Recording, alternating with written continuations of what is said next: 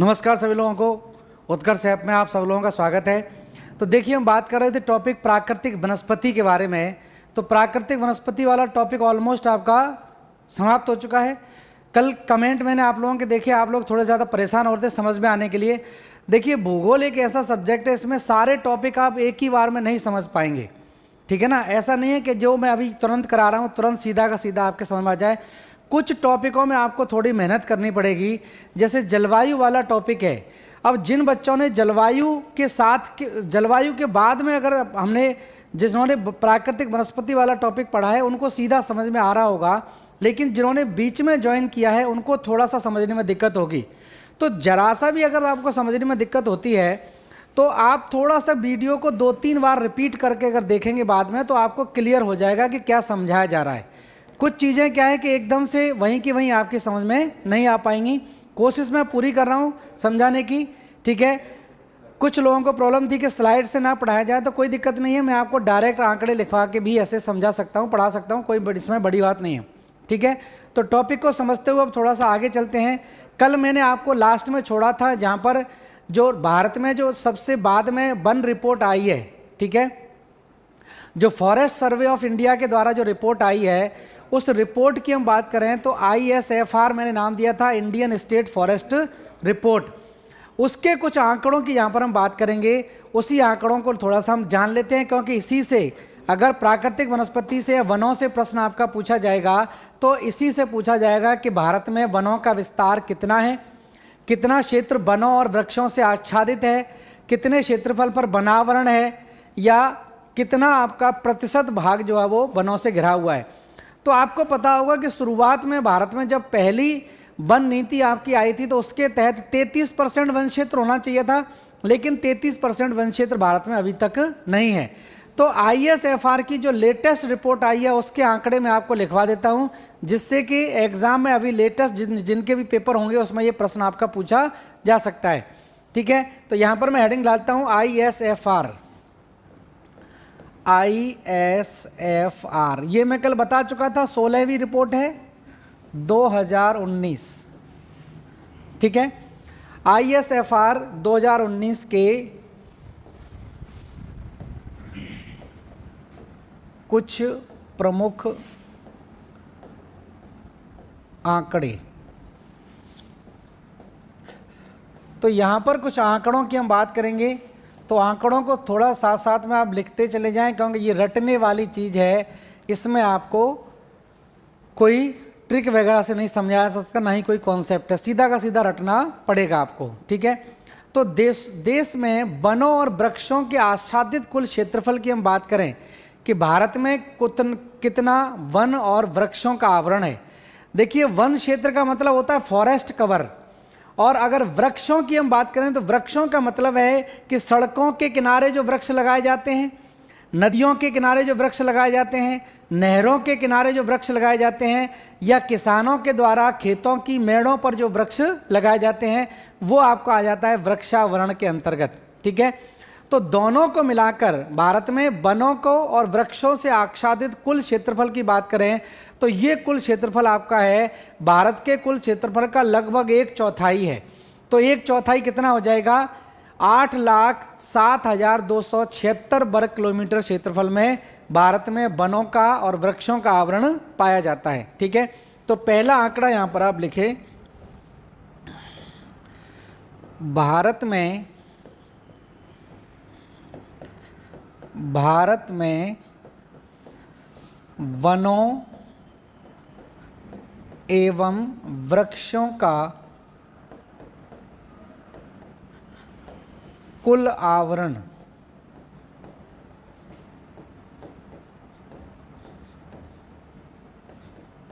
ठीक है। तो भारत में वनों और वृक्षों के कुल आवरण की बात करें तो यहां पर लगभग 8,07,276, ये लेटेस्ट आंकड़े हैं, 8,07,276 वर्ग किलोमीटर में वन का आवरण है। लेकिन आपसे इस तरह से आंकड़े कभी नहीं एग्जाम में पूछे जाते हैं।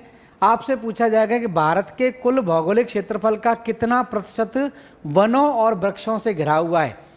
तो भारत के कुल भौगोलिक क्षेत्र का 24.25% भाग जो है 24.56, ठीक है, तो लिख लेना यहाँ पर 24.56%, 24.56% ध्यान रखना कुल आपका भौगोलिक क्षेत्र का भारत में वनों और वृक्षों का आवरण पाया जाता है।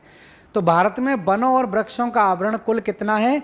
भारत के कुल भौगोलिक क्षेत्रफल का मात्र 24.56% है, जबकि होना कितना चाहिए था? 33% इसको पहुंचाने की बात है, 33% इसको करना है, ठीक है। अब यहां पर नेक्स्ट पॉइंट लिख लें,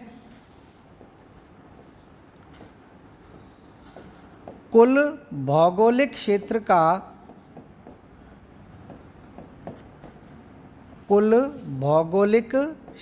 का वनावरण, कुल भौगोलिक क्षेत्र का वनावरण कितना है? और तीसरा हम बात करेंगे कुल भौगोलिक क्षेत्र का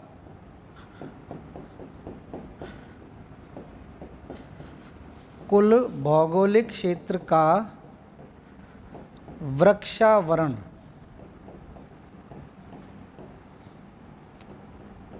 तो वृक्ष कितने प्रतिशत क्षेत्रफल हैं और वन कितने क्षेत्रफल पर हैं, ये भी हमको ध्यान रखना है। तो कुल भौगोलिक क्षेत्र के वनावरण की हम बात करें तो ये आपका 7,12,249 वर्ग किलोमीटर है। 7,12,249। तो 7,12,249 वर्ग किलोमीटर क्षेत्र आपका किससे घिरा हुआ है? वनों से घिरा हुआ है, जो भारत के कुल भौगोलिक क्षेत्रफल का मात्र कितना है? 21.67% है। 21.67% केवल वृक्ष वनावरण है। और इसमें से हम वृक्षावरण की बात करें तो वृक्षावरण जो वृक्षों से घिरा हुआ क्षेत्र है वो लगभग 95,000 वर्ग किलोमीटर है। तो 95,027 वर्ग किलोमीटर में वृक्ष फैले हुए हैं। वृक्षों का जो आवरण है वो मात्र कितना हो जाएगा? 2.89%। तो ये 2.89% है, ठीक है। और इसी को और इसको जोड़ देंगे तो ये कुल कितना आ जाएगा? 24.56% आ जाएगा। तो मेन जो आंकड़ा है, प्रमुख आंकड़ा आपको ध्यान रखना है कौन सा? 24.56 या 24.5% आप ध्यान रखेंगे तो याद भी आ जाएगा एग्जाम में। तो 24.56% जो है वो नवीनतम आंकड़ों के अनुसार, भारत की नई वन रिपोर्ट के अनुसार भारत में वनों का और वृक्षों का आवरण पाया जाता है, ठीक है। तो वृक्षों का और इनका आवरण आपको ध्यान रखना है, ये थोड़ा सा इंपॉर्टेंट है। अब अगला पॉइंट यहां पर है, कितने प्रतिशत वृद्धि हुई है? अब हर एक 2 साल में आपको पता है वन रिपोर्ट आती है, रिसोर्स सेट सैटेलाइट से ये वन रिपोर्ट आपकी निकाली जाती है। इस बार रिसोर्स सेट 2 सैटेलाइट के द्वारा इस रिपोर्ट को दिया गया है। तो 2 साल के अंदर भारत में कितना वनों के आवरण में वृद्धि हुई है, प्रतिशत में भी आपसे पूछ सकते हैं और वैसे भी आंकड़े। तो वनावरण और वृक्षावरण में क्षेत्रफल में कुल वृद्धि जो हुई है वो लगभग 5,000 वर्ग किलोमीटर की वृद्धि हुई है, जो कुल क्षेत्रफल का मात्र 0.65% है, ठीक है। तो अगला पॉइंट मैं यहां पर लिखूंगा, भारत में वनावरण तथा वृक्षावरण में वृद्धि।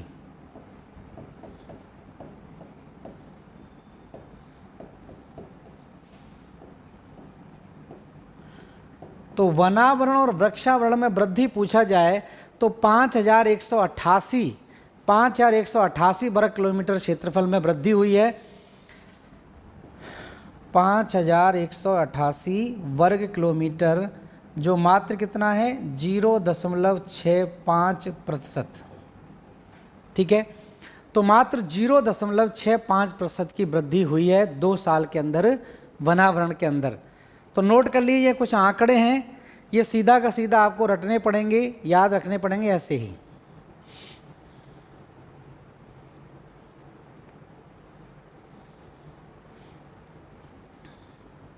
ठीक है। अब इसके अलावा राज्यवार आंकड़ों को देखा जाए तो राज्यवार आंकड़ों में पूछा जाता है कि भारत में सबसे ज़्यादा वनावरण प्रतिशत में किस राज्य में है, मतलब राज्य के क्षेत्रफल से कितना प्रतिशत वन है। तो आपको ध्यान रखना है पूर्वोत्तर राज्यों में सबसे ज़्यादा मात्रा में वनावरण पाया जाता है, तो मिजोरम का इसमें पहला नंबर आता है। तो मिजोरम है, उसके बाद अरुणाचल प्रदेश है, मेघालय, मणिपुर, नागालैंड, ये राज्य आपको क्रमशः ध्यान रखें। तो यहाँ पर हेडिंग डालें सर्वाधिक वनावरण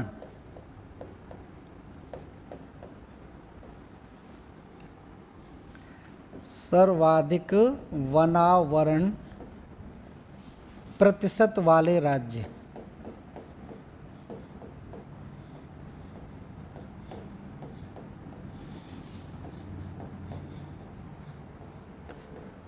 ठीक है, तो सर्वाधिक वनावरण प्रतिशत वाले राज्यों की बात करें तो ध्यान रखना पहले नंबर पर आपका आएगा मिजोरम।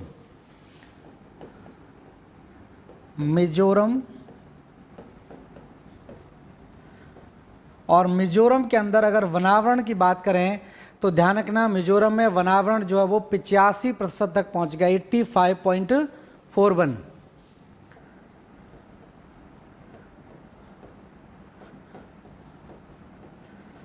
तो ये प्रतिशत आपका पाया जाता है कहां पर, मिजोरम के अंदर। इसके बाद अरुणाचल प्रदेश दूसरे नंबर पर आ जाता है। अरुणाचल प्रदेश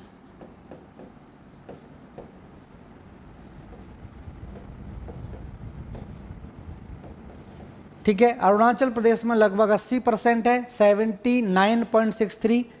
इस रिपोर्ट के अनुसार जो आया है 79.63, तो लगभग 80% इसको ध्यान रखें, 80% से आसान हो जाएगा याद रखना। मेघालय तीसरे नंबर पर है, मेघालय चौथे नंबर पर है मणिपुर, और पांचवें नंबर पर लिख लें नागालैंड। नागालैंड में वनों के प्रतिशत में कमी आई है, पहले नागालैंड मेघालय के यहाँ पर हुआ करता था, अब यहाँ पर आ गया नीचे। ठीक है, तो यहाँ पर ध्यान रखें मेघालय के अंदर 76.33% वनावरण आपका पाया जाता है। तो मेघालय में 76.33 है, मणिपुर के अंदर 75.46 75.46% है। और बात करें हम नागालैंड की तो यहाँ पर इससे कम है, थोड़ा सा ही कम है, 75.31% है। तो ये सर्वाधिक प्रतिशत के आधार पर है, प्रतिशत के आधार पर वनावरण वाले राज्य हैं मिजोरम, अरुणाचल प्रदेश, मेघालय, मणिपुर और नागालैंड। तो प्रतिशत के आधार पर भी पूछ लेते हैं, तो ध्यान रखना मिजोरम सबसे पहले नंबर पर आता है, लेकिन ऑप्शन में मिजोरम आपको मिलेगा नहीं। ऑप्शन में बाकी नीचे के 4 राज्य दे देंगे और पूछेंगे निम्नलिखित में से सबसे ज़्यादा वनावरण किस राज्य में है, तो ऑप्शन आपको ध्यान रखना है अरुणाचल प्रदेश। तो अरुणाचल प्रदेश में ध्यान रखना प्रतिशत के आधार पर भी अरुणाचल दूसरे नंबर पर आता है, और क्षेत्रफल के आधार पर भी अरुणाचल दूसरे नंबर पर आता है। ठीक है, तो दोनों आंकड़े आपको ध्यान रखने हैं। अब हम बात करें नेक्स्ट आगे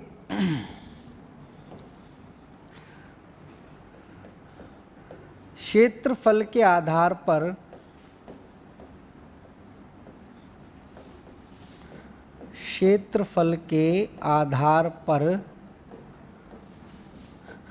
सर्वाधिक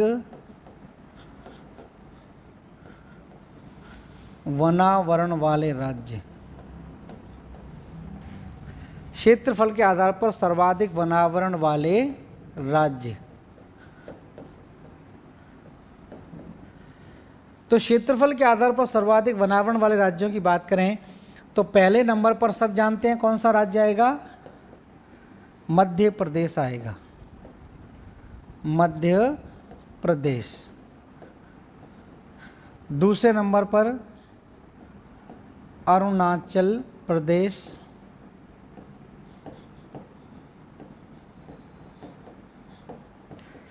तीसरे नंबर पर आ जाएगा छत्तीसगढ़,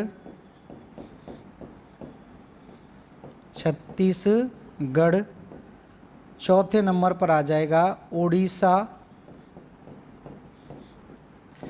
और पांचवें नंबर पर आ जाएगा महाराष्ट्र। तो ये ध्यान रखना क्षेत्रफल के आधार पर घटते हुए क्रम में है। ठीक है, इनको याद रख सकते हैं। थोड़ा सा मैं बता दूं, एग्जाम में पूछा जाता है, तो इसको याद रखने का आपको सबसे आसान तरीका है, आपको इसको याद रखना है ऐसे, मैचो मैन आपको याद रखना है। और मैचो मैन याद रहेगा तो आपको इन राज्यों का क्रम भी याद हो जाएगा, थोड़ी सी हिंट आपको मिल जाएगी। मैचो मैन आप याद रखेंगे तो एम से आपको कौन सा राज्य आ जाएगा? मध्य प्रदेश आ जाएगा। ए से कौन आ जाएगा? अरुणाचल प्रदेश आ जाएगा ए से। सी एच से छत्तीसगढ़ आ जाएगा, छत्तीसगढ़, हिंट मिल जाएगी थोड़ी सी, छत्तीसगढ़। ओ से उड़ीसा आ जाएगा, ओडिशा, और मैन से आ जाएगा महाराष्ट्र। तो ये थोड़ा सा एक सिंपल सा तरीका है, इस तरह से आप खुद भी नवाचार करके चीज़ों को लंबे समय तक याद रख सकते हैं, क्योंकि एग्ज़ाम में इन आंकड़ों से क्या होता है? कन्फ्यूजन होता है, और वहाँ जहाँ कन्फ्यूजन है वहीं पर एग्ज़ाम में प्रश्न आपका पूछा जाता है। तो क्षेत्रफल के आधार पर मैंने आपको बना दिया है, प्रतिशत के आधार पर आप खुद से भी बना सकते हैं, अपने आप से भी आप इस तरह से थोड़ा सा चीज़ों को जोड़ने की और लंबे समय तक याद रखने के लिए तरीके अपना सकते हैं। ठीक है, तो मध्य प्रदेश की बात हम करें तो मध्य प्रदेश में कितने क्षेत्रफल पर आपका वनावरण पाया जाता है? तो ये क्षेत्रफल ध्यान रखना 77,482 वर्ग किलोमीटर में है। 77,482 वर्ग किलोमीटर में आपका वनावरण पाया जाता है। कहाँ पर? मध्य प्रदेश के अंदर। और अरुणाचल प्रदेश की बात करें तो अरुणाचल प्रदेश में 3,6 हैं और 2,8 हैं। ठीक है, तो यहाँ पर आप देखेंगे 66,688 वर्ग किलोमीटर में आपका पाया जाता है अरुणाचल प्रदेश के अंदर, और छत्तीसगढ़ में 55,611 वर्ग किलोमीटर क्षेत्रफल आपका छत्तीसगढ़ में वनों से घिरा हुआ है। और अगर हम बात करें उड़ीसा की तो उड़ीसा में 51,619 वर्ग किलोमीटर में आपका उड़ीसा वनाच्छादित है। और महाराष्ट्र के अंदर लगभग 50,000, ध्यान रखें, तो 50,778 वर्ग किलोमीटर क्षेत्रफल आपका कहाँ पर है? महाराष्ट्र के अंदर आता है। तो ये क्षेत्रफल के आधार पर ध्यान रखना, बढ़ते उसमें क्षेत्रफल के आधार पर राज्यों का क्रम है। ठीक है, इस तरह से उसको आपको ध्यान रखना है। ठीक है, लिख लीजिए इसको, फटाफट से नोट कर लीजिए।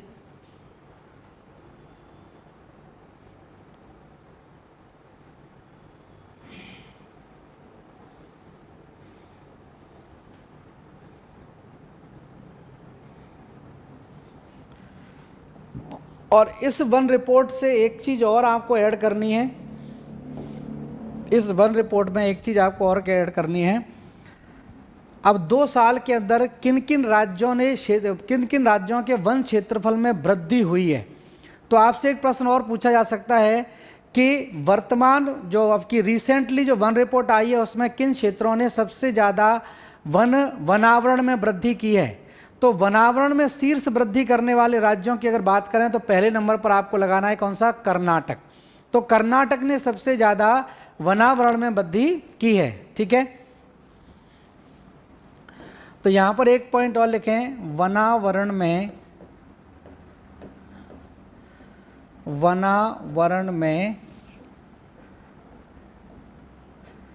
वृद्धि करने वाले शीर्ष राज्य।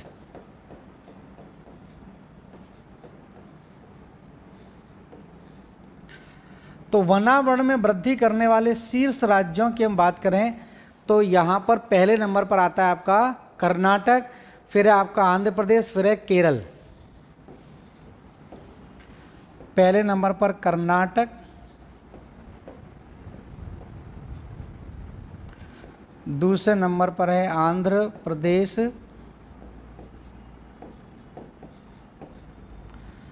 तीसरे नंबर पर है केरल, केरल के बाद जम्मू कश्मीर,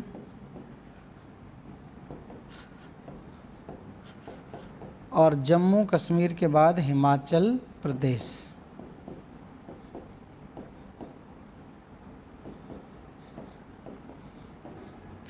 तो ये शीर्ष वृद्धि करने वाले राज्य हैं। तो सबसे ज़्यादा जिन्होंने अपने क्षेत्रफल में, बनावरण के क्षेत्रफल में वृद्धि की है, उसमें सबसे पहले नंबर पर आपका आता है कर्नाटक। कर्नाटक ने लगभग 1025 वर्ग किलोमीटर क्षेत्रफल में वृद्धि की है। ठीक है, तो पहले नंबर पर आ जाएगा आपका कौन सा? कर्नाटक। आंध्र प्रदेश की बात करें तो आंध्र प्रदेश ने लगभग 990 वर्ग किलोमीटर में क्षेत्रफल में वृद्धि की है। आंध्र प्रदेश ने लगभग 1000 वर्ग किलोमीटर मान लीजिए या 990 मान लीजिए। केरल की हम बात करें तो केरल ने 823 वर्ग किलोमीटर क्षेत्रफल में वृद्धि करी है। हालांकि ये आंकड़े आपसे पूछे नहीं जाएंगे, पर नवीनतम रिपोर्ट के आंकड़े हैं, तो आपके पास नोट्स में ये आंकड़े हो जाएंगे, तो आपको याद रख सकते हैं। ठीक है, और जम्मू कश्मीर ने 371 वर्ग किलोमीटर में और हिमाचल प्रदेश ने 334 वर्ग किलोमीटर में वृद्धि की है। तो ये आंकड़ों से आप ध्यान रख सकते हैं किस तरह से ये चीज़ें आपसे पूछी जाती हैं। ठीक है, तो नोट कर लें उसको फटाफट से।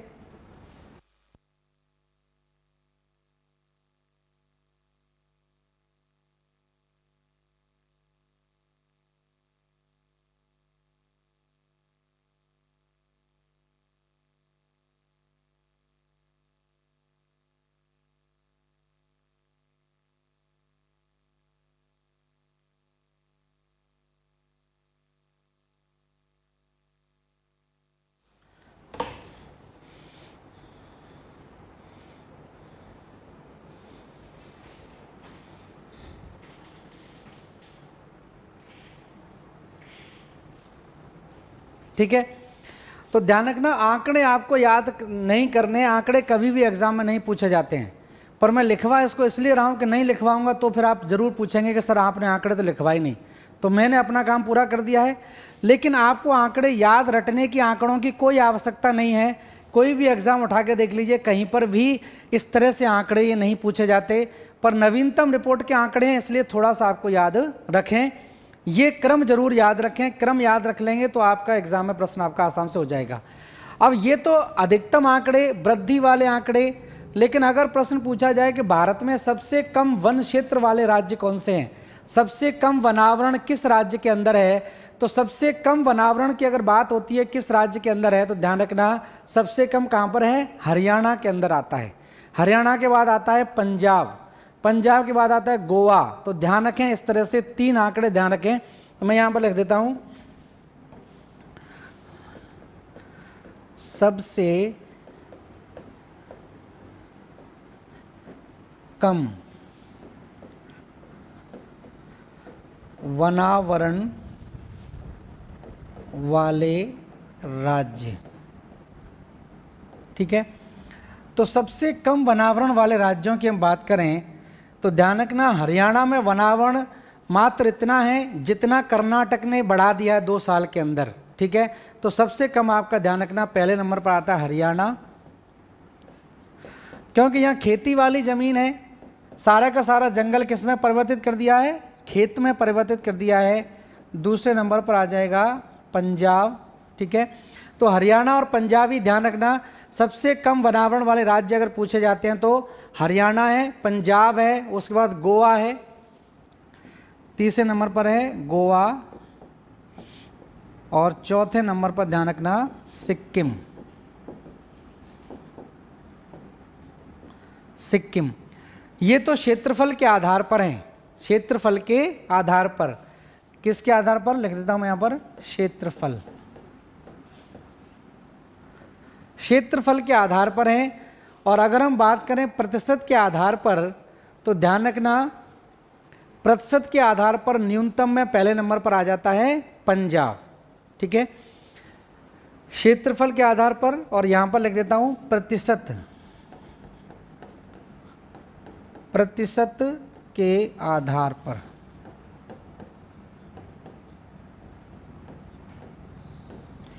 प्रतिशत के आधार पर पहले नंबर पर आता है पंजाब, दूसरे नंबर पर आता है हरियाणा, तीसरे नंबर पर आता है राजस्थान। तो परसेंटेज वाइज, एरिया के परसेंटेज वाइज में पहले नंबर पर आपको लगाना है पंजाब, जहां पर मात्र 3.52% है न्यूनतम, बहुत कम है 3.52%। हरियाणा की बात करें तो हरियाणा में और कम हो जाता है 3 इससे थोड़ा ज़्यादा हो जाएगा 3.58%। और राजस्थान की बात करें तो लगभग 4.5% राजस्थान में 4.73। तो ये ध्यान रखें, आंकड़े भले ही ध्यान रखें, प्रतिशत के आधार पर अगर पूछा जाता है तो प्रतिशत के आधार पर पंजाब पहले नंबर पर आता है और क्षेत्रफल के आधार पर ध्यान रखना हरियाणा आता है। ठीक है, चौथे नंबर पर यहाँ पर लिखना चाहें तो उत्तर प्रदेश का नाम आता है, उत्तर प्रदेश। तो उत्तर प्रदेश में ध्यान रखें चौथे नंबर पर आता है परसेंटेज वाइज, प्रतिशत के आधार पर।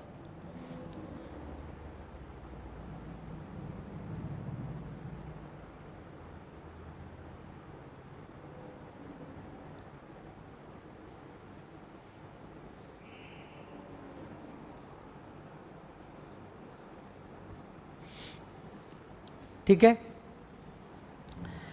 तो राज्यों की बात हो गई। अब हम केंद्र शासित प्रदेशों की में भी एक दो आंकड़े लिख लेते हैं। केंद्र शासित प्रदेश,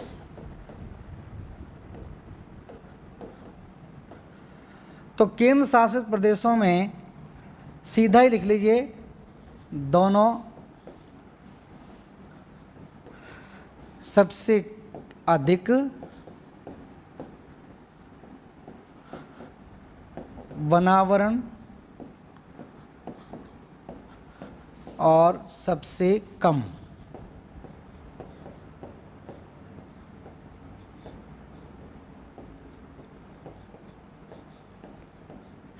ठीक है, तो सबसे ज़्यादा पूछा जाए केंद्र शासित प्रदेश में किसके अंदर आता है, तो देखिए केंद्र शासित प्रदेशों में सबसे पहले नंबर पर आता है लक्षद्वीप, उसके बाद आपका आता है अंडमान निकोबार। तो लक्षद्वीप, अंडमान निकोबार ध्यान रखना सबसे ज़्यादा है। और पुडुचेरी की बात करें, पुडुचेरी और दमन और दीव जो है वो क्या है, सबसे कम है। ठीक है, तो यहाँ पर दो दो पॉइंट आप दो यहाँ लिख लीजिए केवल। पहले नंबर पर है लक्षद्वीप, लक्षद्वीप, और दूसरे नंबर पर है अंडमान तथा निकोबार। ठीक है, और सबसे कम वनावरण वाला केंद्र शासित प्रदेश अगर पूछा जाए तो ये है पुडुचेरी, पुडुचेरी। तो सबसे कम वनावरण वाला है पुडुचेरी और सबसे ज़्यादा आपका है लक्षद्वीप और अंडमान निकोबार। तो लक्षद्वीप में लगभग 84% पे और अंडमान निकोबार में लगभग 82% जो है वो वनों से घिरा हुआ क्षेत्र है। तो ये तो बात होगी आंकड़ों को, वनों से लेकर संबंधित कुछ आंकड़े थे जो पिछले टॉपिक से जुड़े हुए थे। आज का टॉपिक थंबनेल में आपको कुछ और दिखाई दे रहा होगा, वो टॉपिक है आपका वन्य जीव। तो वन्य जीव पर हम चलते हैं। वन्य जीवों की देखिए अगर बात होती है तो सीधा आपके एग्जाम में प्रश्न पूछा जाता है, वन्य जीवों के संरक्षण के लिए कौन कौन से कानून अभी तक बने हैं, या वन्य जीवों के लिए आप देखेंगे किस प्रकार से मानव के द्वारा कई सारे प्रयास किए गए। तो मनुष्य ने वन्य जीवों को या जैव विविधता को बचाए रखने के लिए कई सारे उपाय किए हैं। जैसे कहीं पर हमने जैव विविधता हॉटस्पॉट घोषित कर दिया है, कहीं पर अपने जैव संरक्षित क्षेत्र बना दिए हैं, कहीं पर हमने राष्ट्रीय पार्कों का निर्माण कर दिया है और कहीं पर हमने वन्य जीव अभ्यारण्यों का विकास किया है। तो इस तरह से देखा जाए तो वन्य जीवों से संबंधित आपका प्रश्न पूछा जाता है और ये टॉपिक प्राकृतिक वनस्पति के साथ ही जुड़ा हुआ है। ठीक है, जिन जिन क्लास जो सब्जेक्ट में कहीं कहीं पर केवल प्राकृतिक वनस्पति सिलेबस में लिखा रहता है, वन्य जीव नहीं लिखा रहता है, हालांकि आपके रीट के सिलेबस में अलग अलग लिखा हुआ है दोनों। तो वन्य जीव भी प्राकृतिक वनस्पति के साथ ही जुड़ा हुआ पार्ट है, अलग नहीं है। अगर जिसके भी सिलेबस में अगर आपका वन्य जीव नहीं दे रखा है, केवल प्राकृतिक वनस्पति दे रखा है, तो वो उसके साथ जुड़ा हुआ पार्ट है। तो अब हम बात करेंगे किसकी, वन्य जीवों की बात करेंगे। ठीक है, तो हेडिंग डाल लेंगे। ये आंकड़े मैंने लिखवा दिए, किस राज्य में सबसे ज़्यादा और किस राज्य में सबसे कम वन क्षेत्र, और नवीनतम आंकड़ों के अनुसार है, 2019 की रिपोर्ट के अनुसार है। ठीक है, अब देखिए वन्य जीवों की हम बात करें, वन्य जीव, नेक्स्ट हेडिंग डालने हैं वन्य जीव या वाइल्ड लाइफ। ठीक है, अब वन्य जीवों को लेकर दुनिया भर में कैसे लोग बाग चेते, आप देखेंगे 1972 में एक सम्मेलन होता है, मानव पर्यावरण सम्मेलन का नाम दिया गया, और मानव पर्यावरण सम्मेलन आपका होता है स्टॉकहोम में, जिसको स्टॉकहोम सम्मेलन के नाम से भी जाना जाता है। तो 1972 में जब स्टॉकहोम सम्मेलन आपका होता है, तो दुनिया भर के देशों को ये बोला जाता है कि वन्य जीवों को, क्योंकि देखिए पारिस्थितिकी तंत्र आपने पढ़ा होगा, इकोसिस्टम आपने पढ़ा होगा, हर एक जीव जंतु एक दूसरे के साथ जुड़ा हुआ है, हर एक जीव जंतु एक दूसरे के साथ जुड़ा हुआ है। जैसे उत्पादक जितने भी होते हैं, हरे पेड़ पौधों को हम क्या बोलते हैं, उत्पादक बोलते हैं। उत्पादकों को कौन खाते हैं, उत्पादकों को शाकाहारी जीव खाते हैं, शाकाहारी जीवों को मांसाहारी जीव खाते हैं। तो इस तरह से पूरा का पूरा पारिस्थितिकी तंत्र क्या है, अपने आप में self maintaining and self regulating system कहलाता है, अपने आप नियंत्रित आपका रहता है ये। अब यहाँ पर मानव ने, क्योंकि मानव की जनसंख्या ज़्यादा हो गई, तो मानव ने क्या किया कि पूरे के पूरे पारिस्थितिकी तंत्र को डिस्टर्ब कर दिया। और आप ये सोचिए कि कोई भी एक सिस्टम में से, किसी भी पारिस्थितिकी तंत्र में से हम शाकाहारी जीवों को हटा देंगे तो पूरा का पूरा जो है सिस्टम ही खत्म हो जाएगा। कभी कभार ऐसे प्रश्न भी पूछा जाता है कि अगर हम किसी भी पारिस्थितिकी तंत्र से मान लीजिए शेरों को हटा देते हैं, शेरों को या मांसाहारी जीवों को हटा देते तो क्या प्रभाव पड़ेगा, तो ध्यान रखना पूरा का पूरा पारिस्थितिकी तंत्र ही समाप्त हो जाएगा। किसी भी एक को हम डिस्टर्ब करेंगे तो पूरे के पूरे इकोसिस्टम पर इसका प्रभाव पड़ता है। ठीक है, तो यहां पर 1972 में वन्य जीवों के संरक्षण के लिए ध्यान रखना, 1972 में मानव पर्यावरण सम्मेलन,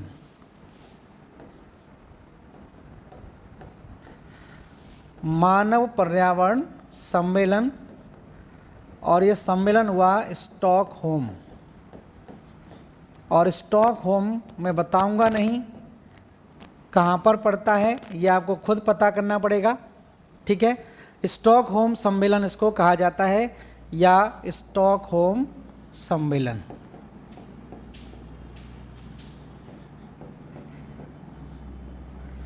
स्टॉकहोम सम्मेलन। तो ये जो स्टॉकहोम सम्मेलन है ये होता है 1972 में।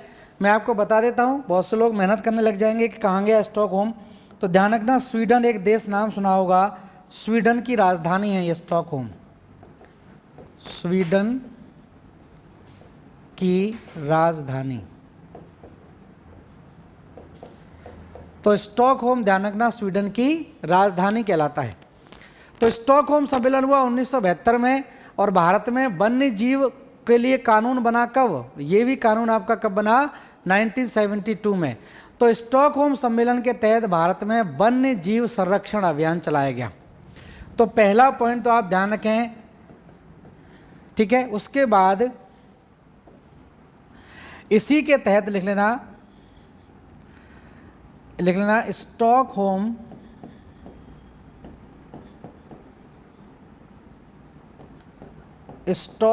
सम्मेलन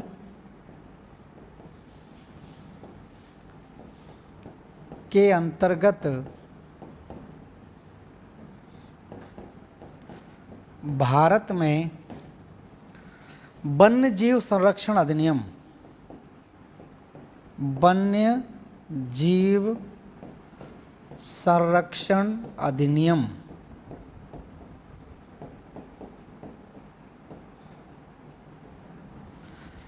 1972 पारित किया गया।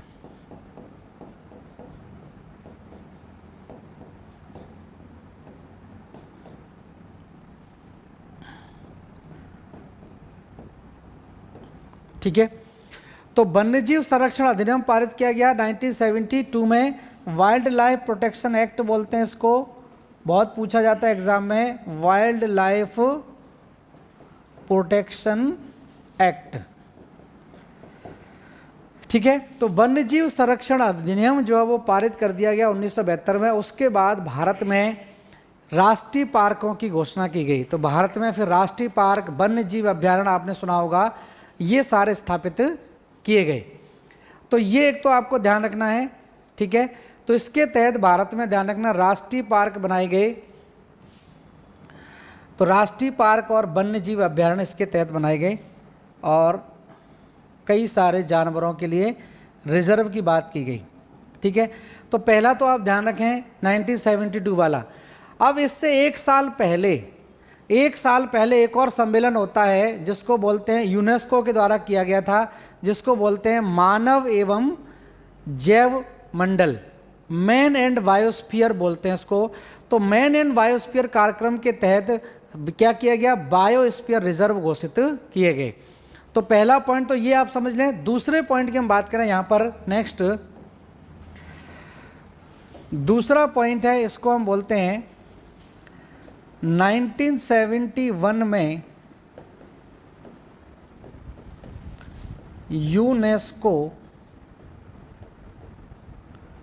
यूनेस्को द्वारा मानव एवं जैव मंडल, मानव एवं जैव मंडल कार्यक्रम,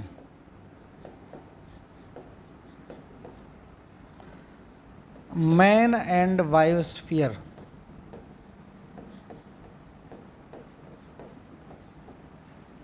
प्रोग्राम, या शॉर्ट में लिखते हैं इसको MAB, ठीक है।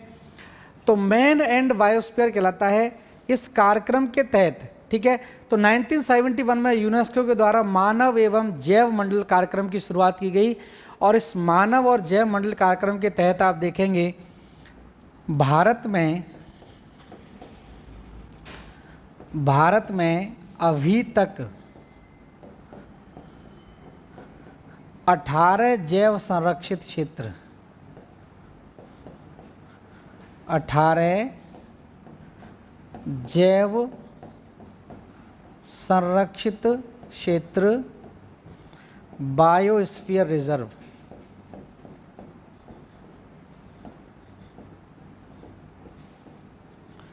अठारह जैव संरक्षित क्षेत्र घोषित किए गए हैं, घोषित किए गए हैं, ठीक है। तो भारत में मैन एंड बायोस्फीयर कार्यक्रम के द्वारा यूनेस्को के द्वारा ध्यान रखेंगे कितने हैं, 18 जैव संरक्षित क्षेत्रों को घोषित किया गया है। तो किस प्रोग्राम के तहत, MAB प्रोग्राम के तहत ये घोषित किया गया है। तो भारत में अभी तक कुल कितने जैव संरक्षित क्षेत्र हो चुके हैं, 18 जैव संरक्षित क्षेत्र हो गए, ठीक है। तो इस तरह से यहाँ ध्यान रखें। दूसरा जो पॉइंट है वो इससे संबंधित है, 18 जैव संरक्षित क्षेत्र। अब ये जो 18 जैव संरक्षित क्षेत्र हैं, यहाँ से हम चीज़ों को जानेंगे। अब देखिए यहाँ पर कुछ पॉइंट आ गए आपके, जैसे आपका बायोस्फीयर है, जैव मंडल है। पूछ लिया जाता है कि ये शब्द किसके द्वारा दिया गया, या बायोस्फीयर हॉटस्पॉट बोलते हैं, वो शब्द किसके द्वारा दिया गया। तो ये थोड़ा सा यहाँ पर जान लेते हैं। तो शब्दों को लेकर भी कुछ जो थोड़े से एग्जामिनर हैं वो दे देते हैं, तो ध्यान रखना। बायोस्फीयर शब्द सबसे पहले, बायोस्फीयर या जैव मंडल, जैव मंडल शब्द जो है सबसे पहले इस्तेमाल किया था एडवर्ड स्वेस के द्वारा। एडवर्ड स्वेस के द्वारा सबसे पहले जैव मंडल शब्द का प्रयोग किया गया था। और अगर बात होती है दूसरा, biosphere hotspot, biosphere hot spot या जैव मंडल जैव मंडल तप्त स्थल भी बोलते हैं इनको, या लिख लें सीधा टेक्निकल टर्म रखें हॉट स्पॉट। ये शब्द किसके द्वारा दिया गया? तो ध्यान रखना, बायोस्फीयर हॉटस्पॉट कहा है नॉर्मन मेयर्स ने, नॉर्मन मेयर्स के द्वारा कहा गया है। ठीक है, तो नॉर्मन मेयर्स के द्वारा बायोस्फीयर हॉटस्पॉट का इस्तेमाल किया गया है शब्द का, और बायोस्फीयर शब्द किसने दिया है? एडवर्ड स्वेस के द्वारा दिया गया है। तो एडवर्ड स्वेस ने जैव मंडल शब्द किया है, और जैव मंडल हॉटस्पॉट की बात होती है तो ये नॉर्मन मेयर्स के द्वारा दिया गया है, नॉर्मन मेयर्स ने दिया है। अब देखिए क्या क्या चीज़ें यहाँ पर थोड़ी सी हमको जाननी है। अब भारत में देखिए जीव जंतुओं और पेड़ पौधों के संरक्षण के लिए तो भारत में हम क्या क्या चीज़ें पढ़ेंगे? पहला तो हम पढ़ेंगे यहाँ पर क्या है, जैव विविधता हॉटस्पॉट।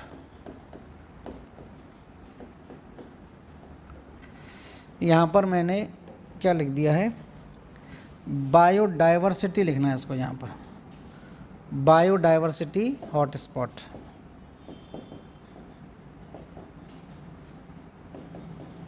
ठीक है, और यहाँ भी लिख लें इसको जैव विविधता।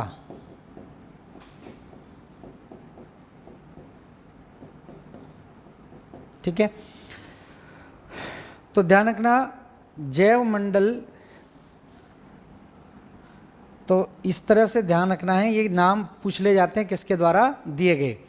तो लिख लें इसको फटाफट से, फिर आगे चलते हैं।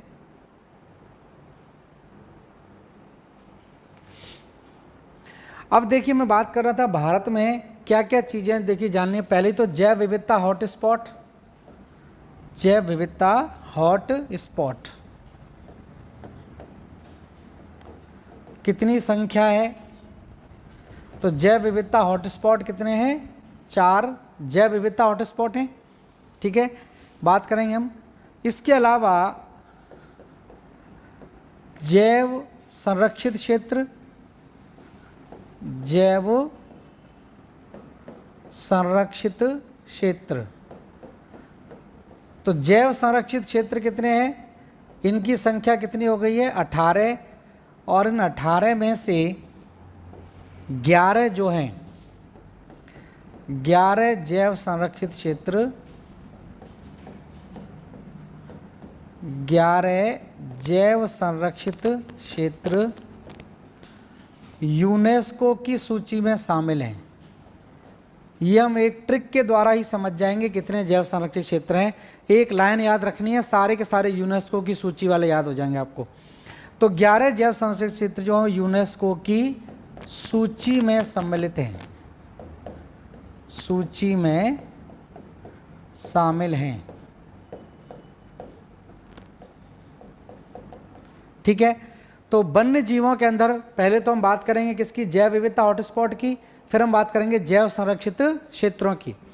18 जैव संरक्षित क्षेत्र हैं। उसके बाद फिर हम तीसरे पायदान पाएंगे। तीसरा पायदान आपका कहलाता है, इसको हम बोलते हैं राष्ट्रीय पार्क। राष्ट्रीय पार्क, और राष्ट्रीय पार्कों की संख्या कितनी है? इनकी संख्या हो गई 104। तो 104 राष्ट्रीय पार्क हैं, ये भी ध्यान रखना है। ठीक है, यहाँ से पूछा जाएगा सबसे पहला राष्ट्रीय पार्क कौन सा है और सबसे आखिरी 104वां राष्ट्रीय पार्क कौन सा है, तो वो भी हम बात करेंगे।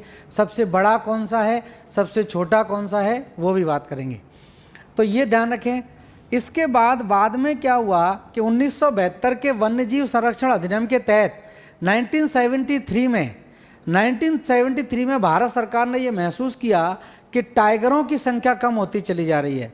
तो 1973 में बाघ परियोजना शुरू की गई, और उस बाघ परियोजना के तहत मैं लिखाऊंगा सारी की सारी परियोजनाएं, आप इस बात को लेकर परेशान ना हो। अभी मैं बात कर रहा हूँ बेसिक चीज़ें, फिर हम इनके बारे में अंदर जाए नहीं तो फिर सारी डिटेल आपको मिल जाएगी। तो सारी की सारी परियोजनाओं के बारे में बात हम करेंगे। शेर परियोजना है, बाघ परियोजना है, हाथी परियोजना है, कछुआ परियोजना है। ठीक है, तो इन सारी की सारी परियोजनाओं के बारे में, गेंडा परियोजना है, ये सब बात होगी आगे। तो राष्ट्रीय पार्क है, मैं बता रहा था 1973 में भारत सरकार के द्वारा टाइगर रिजर्व घोषित किए गए, मतलब टाइगर को बचाने के लिए टाइगर प्रोजेक्ट शुरू किया गया, बाघ परियोजना शुरू की गई। उस बाघ परियोजना के अंतर्गत हम देखेंगे कई सारे टाइगर रिजर्व भी घोषित किए गए। तो यहाँ पर आपसे पूछा जाएगा कि वर्तमान में टाइगर रिजर्व की संख्या कितनी है। तो ध्यान रखना, वर्तमान में टाइगर रिजर्व अब हो गए कितने, 51 टाइगर रिजर्व हो गए। तो इनमें से कुछ मेन टाइगर रिजर्व की बात करेंगे कि सबसे बड़ा टाइगर रिजर्व कौन सा है, सबसे छोटा कौन सा है, या कहाँ पर कौन कौन से प्रसिद्ध टाइगर रिजर्व हैं, वो आपसे पूछा जाएगा एग्जाम में। तो टाइगर रिजर्व हम बात करेंगे। उसके बाद हम बात करेंगे नेक्स्ट वन्य जीव अभ्यारण्य। वन्य जीव अभ्यारण्य, वाइल्ड लाइफ सेंचुरी बोलते हैं इनको। वन्य जीव अभ्यारण्य की बात करें तो इनकी संख्या है 543। तो 543 क्या हो चुके हैं, वन्य जीव अभ्यारण्य हो गए हैं। 543 वाइल्ड लाइफ सेंचुरीज आपकी हैं, ठीक है। अब इसके बाद हम बात करेंगे नेक्स्ट, अगला पार्ट है, इसको बोलते हैं आर्द्र भूमियां। आर्द्र भूमियां, तो रामसर सम्मेलन के तहत, ईरान के शहर रामसर सम्मेलन के तहत भारत में कई सारी आर्द्र भूमियां हैं। अब 2020 में इन आर्द्र भूमियों की संख्या कितनी हो गई है, 37। तो 37 आर्द्र भूमियों की संख्या हो चुकी है। तो इन सारी की सारी चीज़ों के बारे में हम यहाँ पर डिस्कस आगे करेंगे, एक एक करके हम बात करते हैं। तो सबसे पहले बात करें जैव विविधता हॉट स्पॉट। तो पहले आप जान लीजिए कि जैव विविधता हॉट स्पॉट होता क्या है। जैव विविधता तो आप जानते हैं बायोडाइवर्सिटी, और जहाँ भी सदाबहार वर्षावन पाए जाते हैं वहाँ पर जैव विविधता भी ज़्यादा पाई जाती है। जहाँ भी सदाबहार वर्षावन होंगे वहाँ भारी मात्रा में क्या होती है, जैव विविधता पाई जाती है। अब यहाँ पर जो जैव विविधता पाई जा रही है वो मानवीय क्रियाकलापों के द्वारा, मानवीय हस्तक्षेप के द्वारा ये जो क्या होती है, डिस्टर्ब हो जाती है। अगर मानवीय क्रियाकलापों के द्वारा कोई भी जैव विविधता वाला क्षेत्र है वो डिस्टर्ब हो गया है, संवेदनशील हो गया है, तो उसको हम क्या बोलते हैं, हॉट स्पॉट घोषित कर देते हैं। तो इस तरह से पूरी तरह से मूलतः देखा जाए तो भारत में 2 ही हॉट स्पॉट हैं, लेकिन पड़ोसी राज्यों को देशों को भी जोड़ देते हैं, तो ये क्या कहलाते हैं, 4 हॉट स्पॉट कहलाते हैं। इसी वजह से मैंने यहाँ पर 4 लिखे हैं। तो वैसे 2 ही हैं पूरी तरह से भारत में, लेकिन पड़ोसी देशों को मिलाकर ये कितने हो जाते हैं, 4 हो जाते हैं। तो हेडिंग डाली सबसे पहले जैव विविधता हॉट स्पॉट। जैव विविधता हॉट स्पॉट, ठीक है। अब जैव विविधता हॉट स्पॉट की देखिए बात करें तो जैव विविधता हॉट स्पॉट, ठीक है, तो ध्यान रखना ये क्या है, संवेदनशील स्थित है। संवेदनशील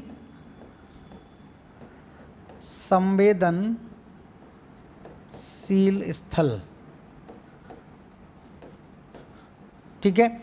तो हॉट स्पॉट से ध्यान रखना सेंसिटिव एरिया है जहां पर भारी मात्रा में जैव विविधता पाई जाती है, लेकिन वो खतरे पर पहुंच गई है, कम होती चली जा रही है, तो वो कैसा हो गया, सेंसिटिव हो गया। तो 4 जैव संरक्षित क्षेत्रों की हम बात करेंगे। सबसे पहला ये आपका जैव विविधता हॉटस्पॉट, ये आप जानते हैं पश्चिमी घाट, पश्चिमी घाट, इसके बाद है पूर्वी हिमालय, पूर्वी हिमालय, ठीक है। इसके बाद हम बात करेंगे ये जो अभी बाद में घोषित किए गए हैं, इसमें आपका कहलाता है इंडो वर्मा क्षेत्र, इंडो वर्मा क्षेत्र, और चौथा कहलाता है, इसको हम बोलते हैं सुंडा क्षेत्र, सुंडा क्षेत्र, ठीक है। तो 4 आप ध्यान रखना यहाँ पर हॉट स्पॉट हैं। इनमें से 2 की बात करें तो लिख लें पूर्णतः भारत में स्थित हैं, भारत में स्थित हैं,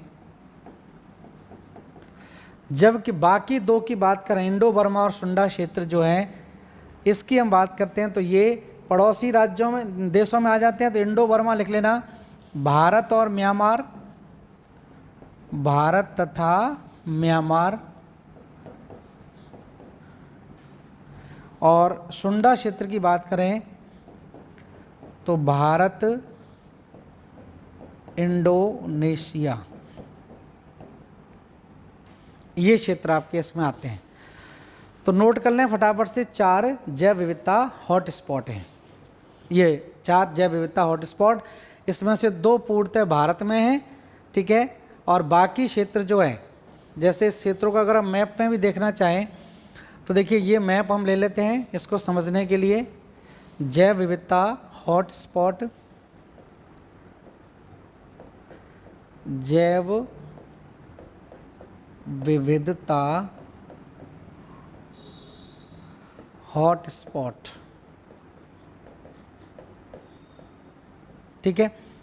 अब जैव विविधता हॉटस्पॉट में देखिए यहाँ पर पश्चिमी घाट है, ये पूरा का पूरा क्षेत्र आप देख रहे हैं, नीलगिरी पहाड़ियाँ, अन्नामलाई पहाड़ियाँ, इलायची पहाड़ियाँ, ये वाला जो भाग है इस क्षेत्र में, यहाँ पर ये पूरा का पूरा भाग आपका कहलाता है पश्चिमी घाट। पश्चिमी घाट, और पश्चिमी घाट में आप देखेंगे कहाँ कहाँ आ जाएगा, केरल, कर्नाटक, तमिलनाडु, ये क्षेत्र आपका सबसे ज़्यादा जैव विविधता के लिए जाना जाता है। दूसरा जो क्षेत्र है वो आपका यहाँ पड़ता है, इस क्षेत्र में ये वाला जो भाग है पूर्वी हिमालय, तो ये पूरा का पूरा क्षेत्र जो आपका इस क्षेत्र में यहाँ पर ये आपका कहलाता है पूर्वी हिमालय।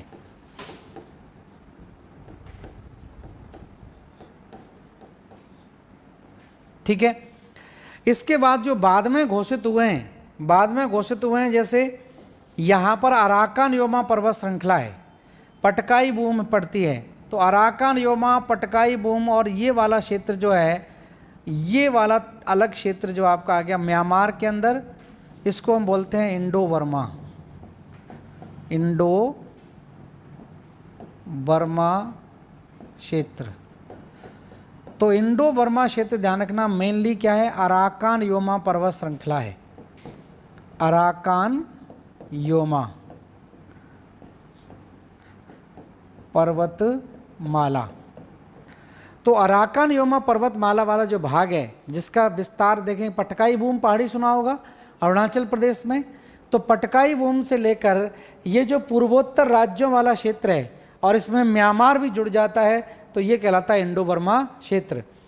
अब यहाँ पर आप देख रहे हैं अंडमान निकोबार द्वीप समूह हैं, और अंडमान निकोबार द्वीप समूह कहाँ तक चले गए हैं, आगे तक चले गए हैं। तो अंडमान निकोबार द्वीप समूह को लेकर इंडोनेशिया तक वाला क्षेत्र जो है, ये वाला भाग आपका कहलाता है, इसको बोलते हैं सुंडा क्षेत्र।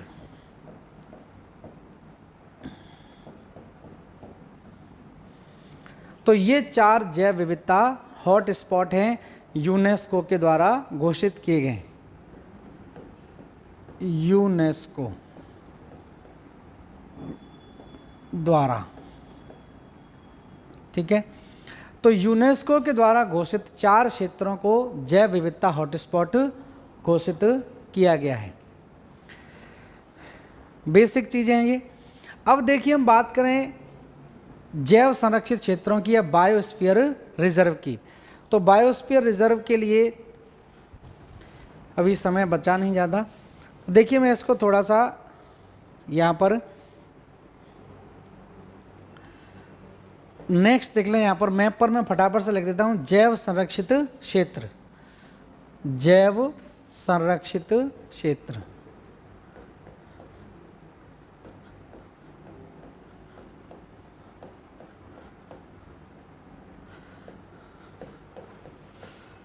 तो जैव संरक्षित क्षेत्रों में यहाँ पर एक तो ध्यान रखें हिमाचल प्रदेश के अंदर, हिमाचल प्रदेश में यहाँ पर एक जैव संरक्षित क्षेत्र है, इसको हम बोलते हैं पिन वैली। इसको क्या बोलते हैं? Pin valley. हिमाचल प्रदेश में पड़ता है पिन वैली। उत्तराखंड में चले जाएं तो उत्तराखंड के अंदर आप यहाँ पर देख सकते हैं, यहाँ पर है नंदा देवी। नंदा देवी जैव संरक्षित क्षेत्र उत्तराखंड के अंदर है। सिक्किम में चले जाएं, यहाँ पर सिक्किम है, और सिक्किम में आप देख सकते हैं यहाँ पर है कंचनजंगा। तो कंचनजंगा भी जैव संरक्षित क्षेत्र है, ठीक है, सिक्किम के अंदर आ जाएगा। उसके बाद यहाँ अरुणाचल प्रदेश है, और अरुणाचल प्रदेश के अंदर एक जैव संरक्षित क्षेत्र है जिसको बोलते हैं दिहांग दिबांग। दिहांग दिबांग आपका कहाँ पर पड़ता है? अरुणाचल प्रदेश के अंदर पड़ता है, ठीक है। उसके बाद हम आ जाएं यहाँ पर असम के अंदर। तो असम के अंदर ध्यान रखना, यहाँ पर दो हैं, एक है मानस और एक है यहाँ पर जिसको हम बोलते हैं डिब्रू साइकोबा। तो एक तो ध्यान रखना यहाँ पर डिब्रू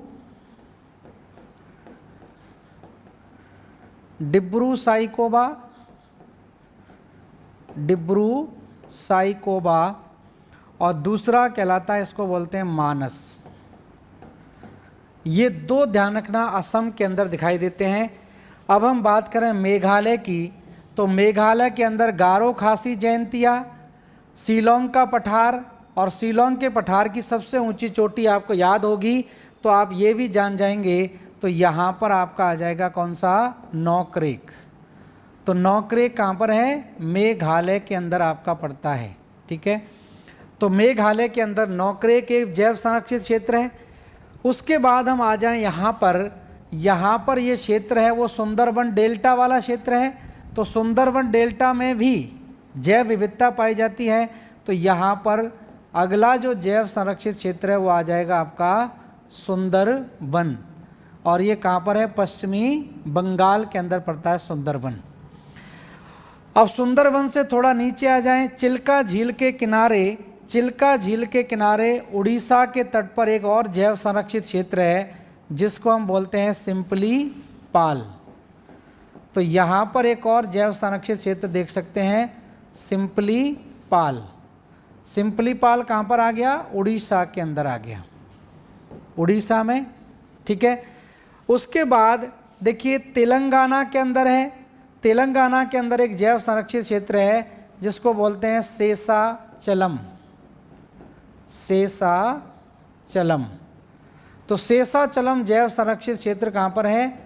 तेलंगाना में आता है शेषाचलम, ठीक है। तो ये इस तरह से गिनते जाइए, 18 हमको बनाने हैं। उसके बाद तमिलनाडु के दक्षिण में यहाँ पर दिखाई देता है मन्नार की खाड़ी। तो मन्नार की खाड़ी भी क्या है? एक जैव संरक्षित क्षेत्र है, मन्नार की खाड़ी। उसके बाद इधर की तरफ इलायची पहाड़ियों की सबसे ऊंची चोटी मैंने बताई थी, केरल में इलायची पहाड़ियों की सबसे ऊंची चोटी कहलाती है अगस्त मलाई। तो इलायची पहाड़ियों की सबसे ऊंची चोटी अगस्त मलाई केरल के अंदर एक जैव संरक्षित क्षेत्र है, ठीक है। तो ये आपका अगस्त मलाई हो गया, मन्नार की खाड़ी हो गया यहाँ पर।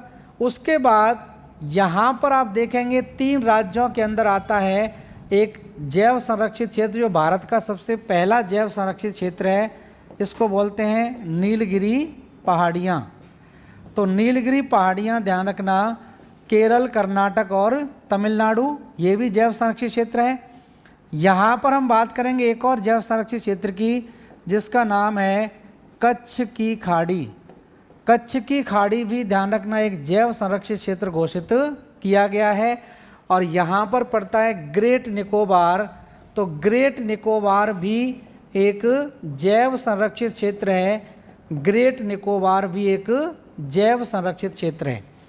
उसके बाद मध्य प्रदेश के अंदर 3 पड़ते हैं, एक है पन्ना, एक है